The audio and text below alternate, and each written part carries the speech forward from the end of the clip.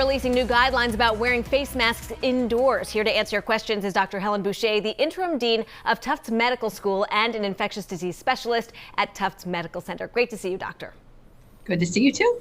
All right, Dr. Boucher, so we'll call this a change by omission. And the reason I say that is the state put out this release today with these new details, and it said people who are unvaccinated or more vulnerable to severe symptoms need to keep wearing masks indoors. But there was no advice specifically for people who are vaccinated and healthy, which leads the rest of us to conclude the state is saying it's now safe to drop masks. Do you agree? I think so, right? I think this is similar to what we had last summer, where people who are fully vaccinated and not at risk, and I just want to emphasize this, so people at risk would be those who are older, who have immunocompromising conditions, or who live with someone who's either older or immunocompromised. Those folks are going to want to continue to wear a mask. But this recommendation from the state suggests that others who are fully vaccinated may consider taking off their masks. It's important to just advise that masks are still required on public transportation, and that each individual town will have their own rules. For example, Boston still requires masks indoors everywhere. Okay, so we are also learning about a new CDC study looking at women who received 2 doses of a COVID vaccine while they were pregnant. And are we learning more about how the shots affected the babies? That's the question.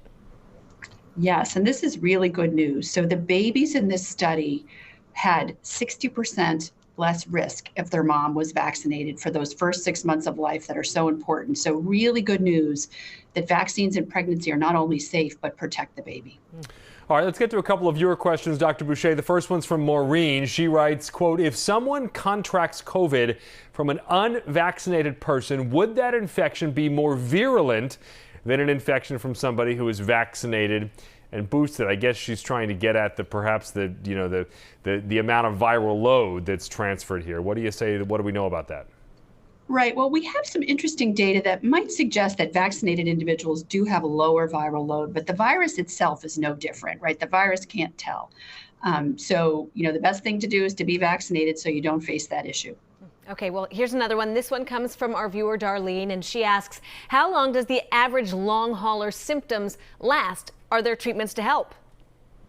Well, we're still learning a lot about long COVID, and in most of the studies that are being done, it's at least 3 months of symptoms.